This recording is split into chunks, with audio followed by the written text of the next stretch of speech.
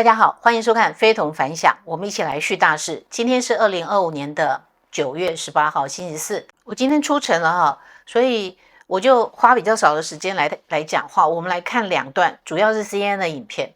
我要用这两段 CNN 的影片呢，来跟大家沟通一件事情，就是在查理·克克被枪杀的事件之后，这样的一个悲剧，我觉得我从 CNN 这些左派的媒体没有看到任何的悲悯，但是他们现在跟着好像是复制羊一样哦，他们有一个统一的口径，这个统一的口径就是这个两边都有责任，民主党也有责任，这个共和党也有责任，左翼固然有责任，但是右翼也有责任，换言之就是要各打50大板。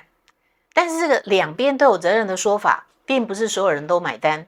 而我最近看到这个共和党的议员呢，不管是众议员还是参议员，他们过去也不是非常善于言辞的辩论哈，通常有几个很厉害的政治明星，但是其他的人呢就不是那么的亮眼。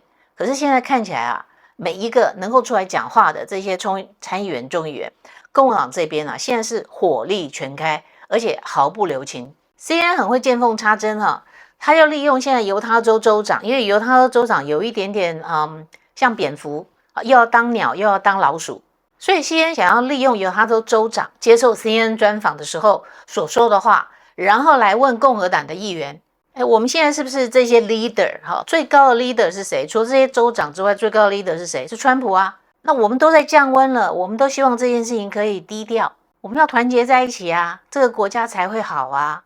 但是总统现在都怪左翼啊，他没有要低调，他没有要降温啊。你看这个设局是不是很清楚？所以我们先来看 CNN 这段完整的影片。Kate. And let's talk about that. Joining us right now is Republican Congressman from Tennessee, Tim Burchett. Congressman, thanks for being here.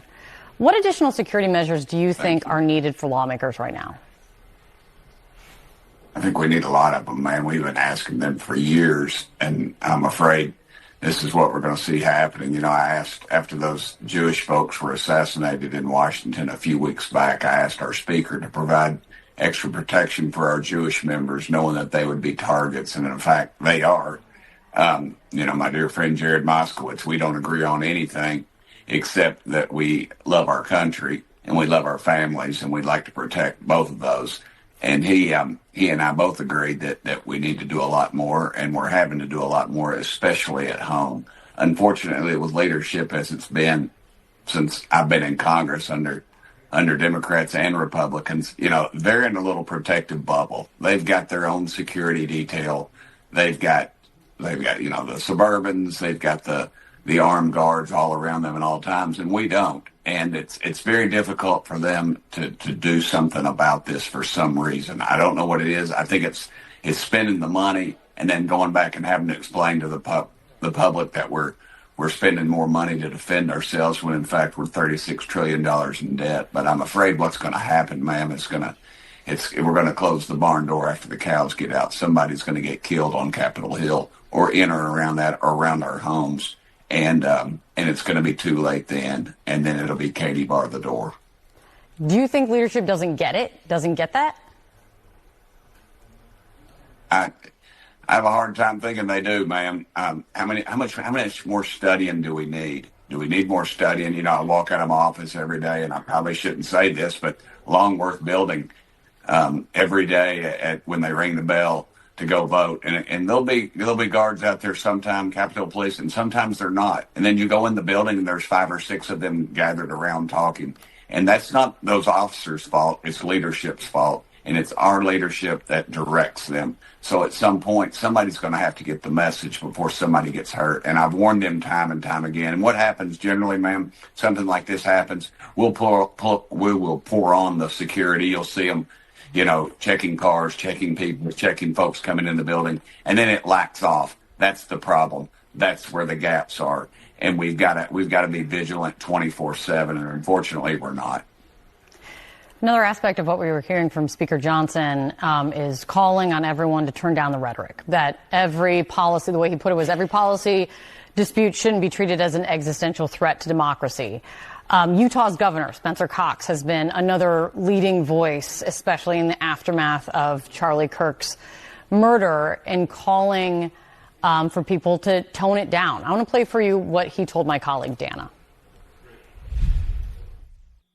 But if we're waiting for a president or a governor to get us out of this dark chapter, then it will never happen. We can't, I don't understand this, again, giving our agency up, waking up every day and saying, well, what did the president say today? That's going to determine how I react. Or what does the governor say today? That makes no sense to me. Every one of us has to look in the mirror and decide, are we going to try to make it better, or are we going to make it worse? I'm asking this of every leader that comes on. How are you going to go about doing that? What do you tell a constituent who is looking to you for leadership on this? Well, I have a history of bipartisanship, as I mentioned earlier. My friend Jared Moskowitz and I are very close. We talk every day.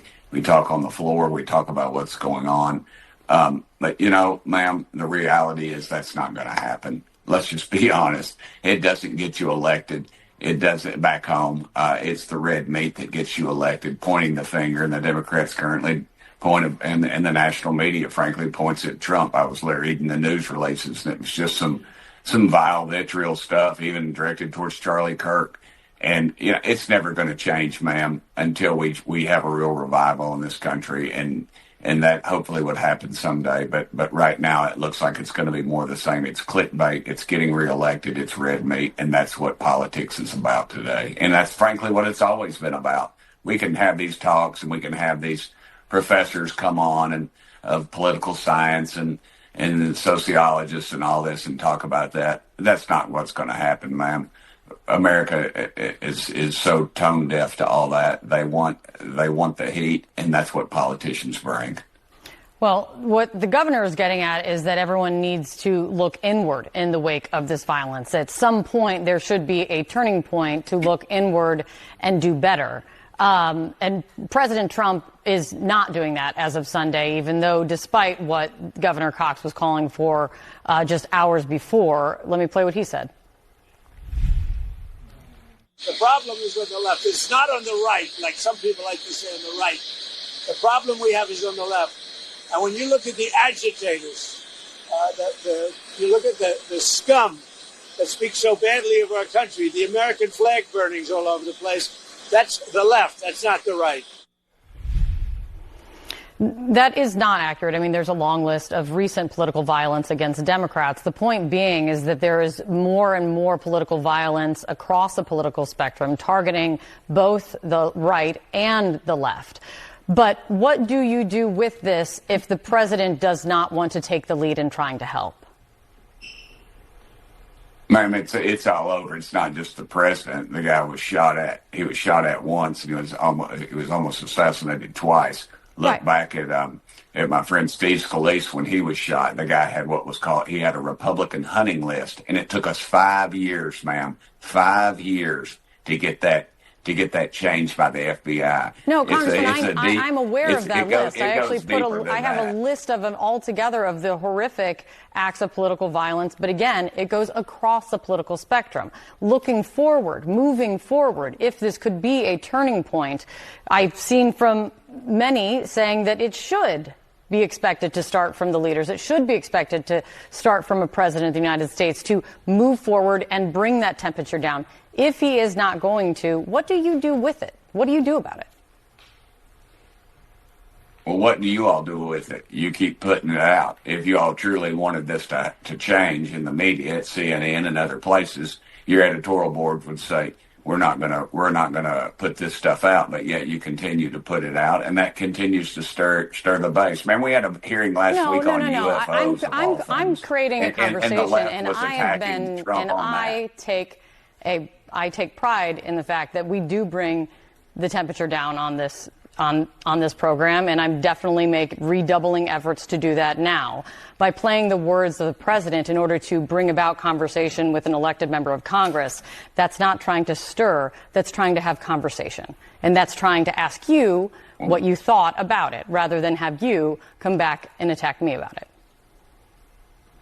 Well, ma'am, I'm not attacking you. I'm just letting you know that you all need to look within at CNN if you want to continue down this path, because clearly your ratings show that, and the conservative movement is showing that they're not watching you because of that. if you all truly had some objective reporting instead of constantly attacking conservatives and Republicans, then there would be a change, I think. But there's not going to be a change. You all don't want to change down deep. Maybe you do, ma'am, but I dare say that the vast majority of your colleagues do not. They do not come from the conservative spectrum. They see this as just as a Republican type situation, and it is absolutely not. You're seeing as much or more on the left than you are from the right, and this is just down that same road once again. And it proves my point that this will never change.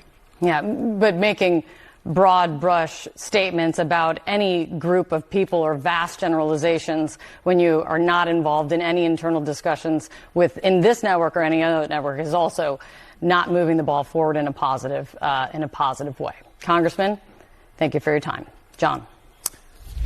所以这个国会议员提姆伯奇克他做的最后的结论就是说，不会的，你们不会改变的，要改变就是要从你们这些媒体开始改变呢。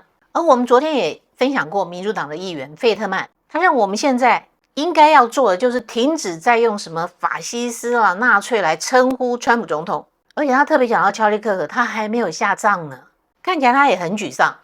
就是刚才我们看到了共和党的议员，他是很沮丧的，他觉得在安保的问题上面，我们一再的提醒啊，连国会的安保都没有做好啊。那左翼的问题明明这么明显，你们偏偏要说右翼也有责任，反正你们是不会改的啦。所以他讲话有点，我觉得那个调调是有点沮丧的，有点提不起力气来。那我们接着来看，就是一样 CNN 的主持人，另外一个主持人对于民主党的这个参议员费特曼的专访。Never going to change my party, but clearly we've lost the argument, and right now I think it's entirely appropriate to really be honest and just figure out why exactly have we effectively lost 2 out of the last 3 cycles, and a lot of the things we've really kind of really lost our connection with American voters in ways. And I think we can't just be, well, Trump is always wrong, or that we're going to set the country on fire or whatever. That's just not true either, of course. But, you know, when I represent a state like Pennsylvania, that keeps you honest. And you always can't forget that a lot of Americans happen to disagree with you. That does not mean that they are fascists or now they want to shred the Constitution. But when you hear some Democrats saying Trump is acting like an autocrat. Yeah, no, that's the thing. If you actually compare him to an actual autocrat, that is not just that. Now, last night, for example, people were complaining.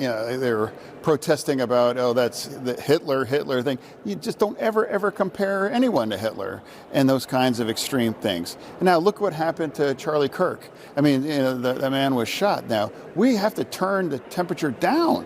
It's like we can't compare people to these kinds of figures in history. And this is not an autocrat. This is a product of a democratic election. So you don't think that Trump is at all shattering any of the norms of democracy in any way? I'm saying he's definitely different, but that's what America voted for. Again, I don't agree with many of these things, but that does not make him an autocratic. But one of the things that I hear from Democrats a lot saying a reason why voters may not like Democrats is because they don't fight hard enough. Democrats should be fighting harder. What do you say to folks who say that? What exactly is fighting?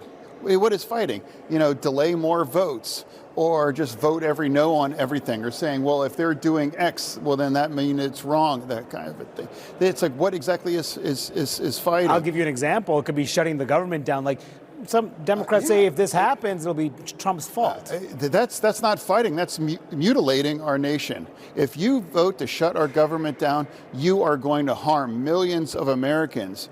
And why would you do this? Where's our leverage? It was wrong. It was wrong for the Republicans to do that. Absolutely, that's true. It was wrong for the Republicans to do that. It would just be wrong for us for those things. Bigger picture, has your party shifted or have you shifted ideologically?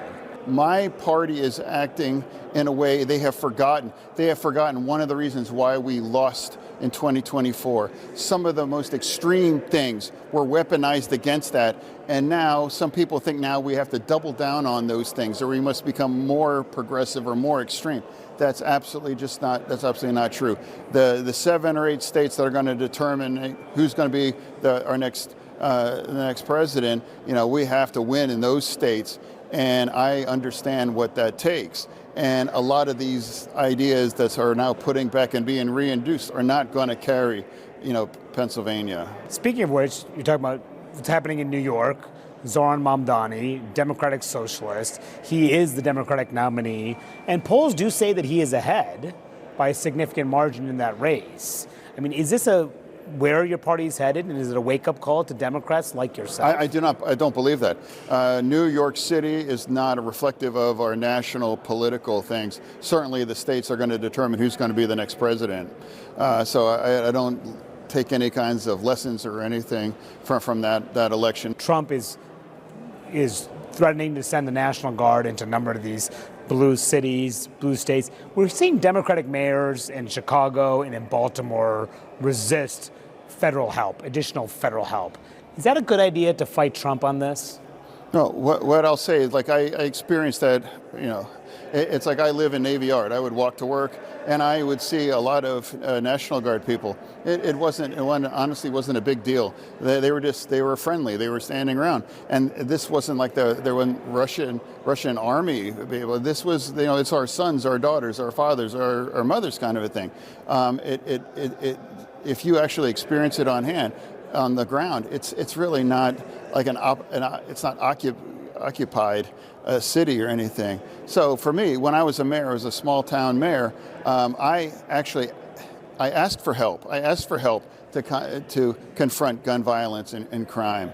If I was a mayor and I had a significant kinds of violence situation, I would be happy to get help. Honestly, for that. Should they ask for help? I've done that. And do you think they should too? Like Chicago, Baltimore, and the like, they should accept it. All I'm saying that it's like when 600 people are killed in Chicago once every year, roughly, I think it's entirely appropriate. Are you comfortable with the way these ICE raids have been carried out in some of these cities? Not entirely, no. I believe we should have a secure border. And I absolutely believe you should round up all of the criminals. And then I do think you should deport those. But I don't think it's really helpful to raid a factory and round up all of them and deport them. I don't think it's appropriate to go to like a slaughterhouse in Nebraska and round them up and deport them things. That's not true either. I don't think America really supports those things. I think two things must be true. A secure border, round up all the criminals, but we don't and shouldn't target otherwise hardworking migrants that are just effectively making a significant contribution to our economy. Mm-hmm. I wonder politically, you talk about what happened and Democrats may not have learned the lessons from the last election. Do you think the issues of crime... Like the border, for example, the border, those kind of things. We are living in the backlash of a lot of the things and the mistake that we have made as a party. Mm-hmm. Yeah, because that's what I was going to ask you. Are crime and immigration...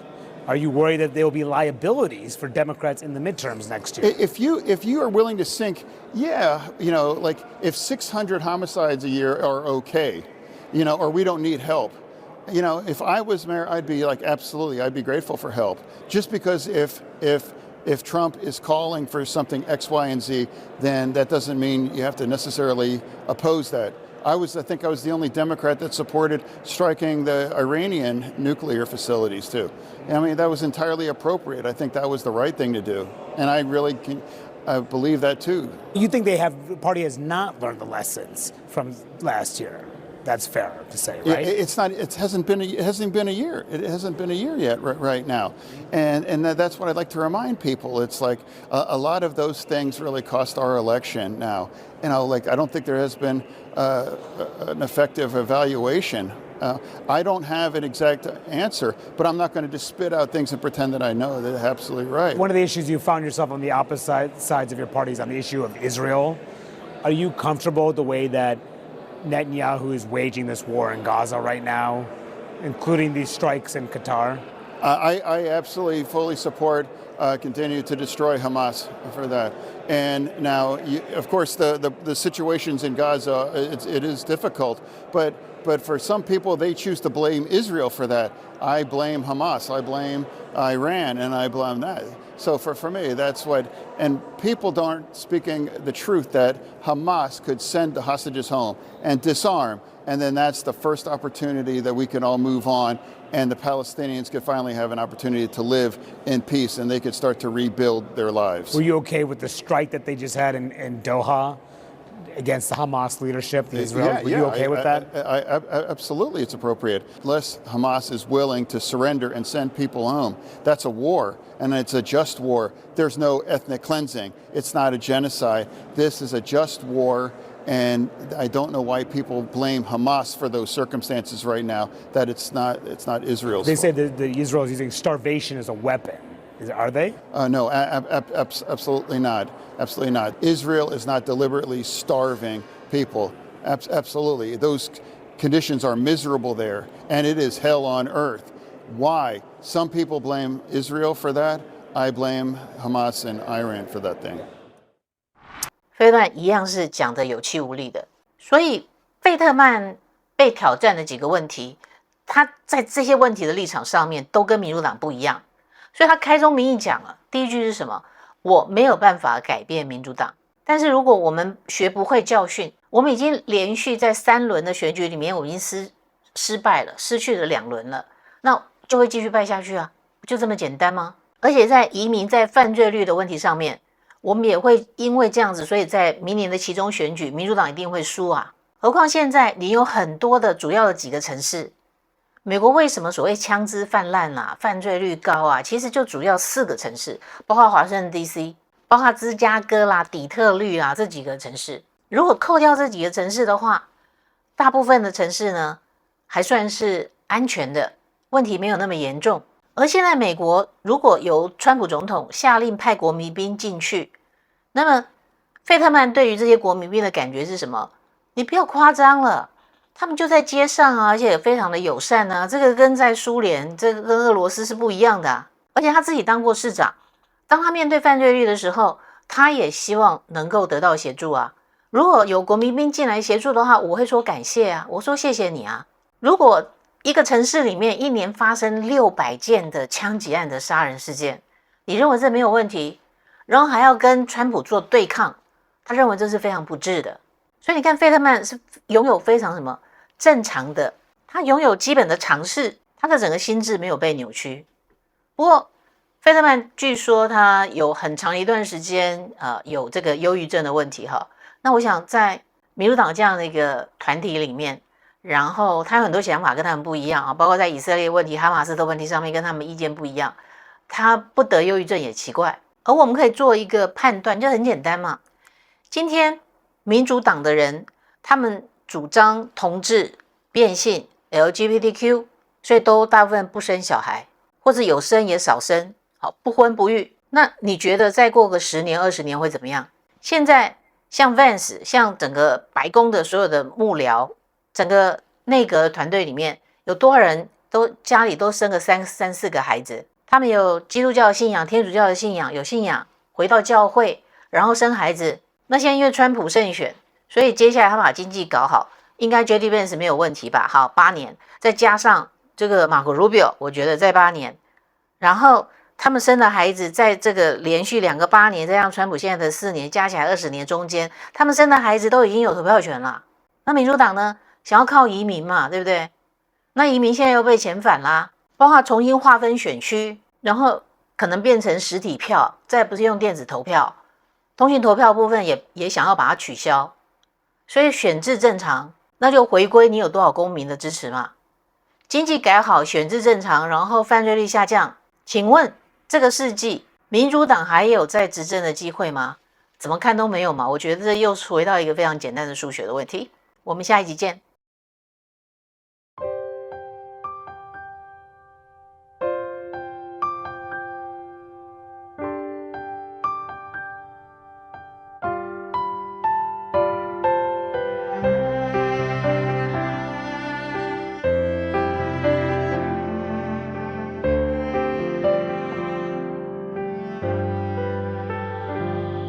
与自由相逢，灰色的天空，偶尔飘着轻轻的风，无声绽放的玫瑰，日与夜穿过门缝，凋零无梦。不认识过去，对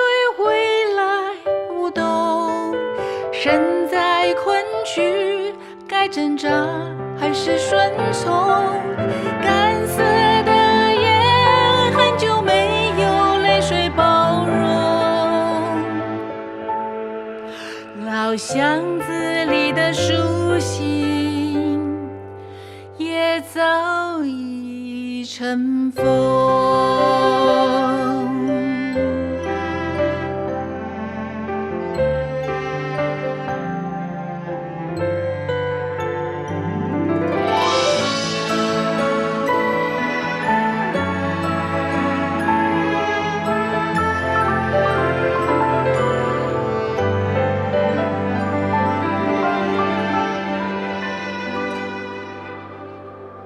与自由重逢，呼唤的传说，千年后依然在心中。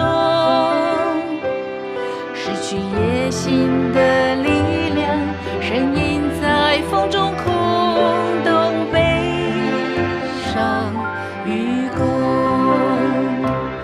不再有梦，我们犯的错都相同，苍白面容，梦想已空。重生与希望就要挣脱牢笼，全力去寻找爱和认同。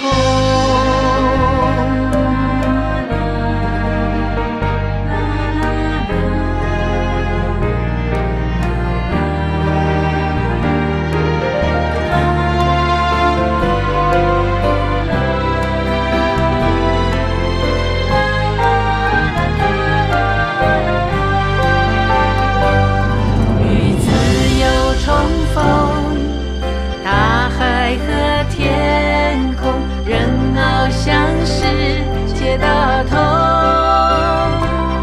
迷雾透出阳光，青鸟正在呼唤复活美梦。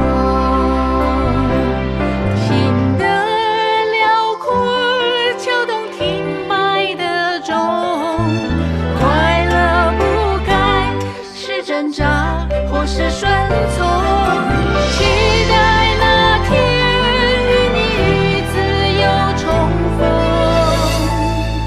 老巷子装的勇气，老巷子装的勇气，老巷子装的勇气，是全新的我。同温层突破同温层，我是童文勋。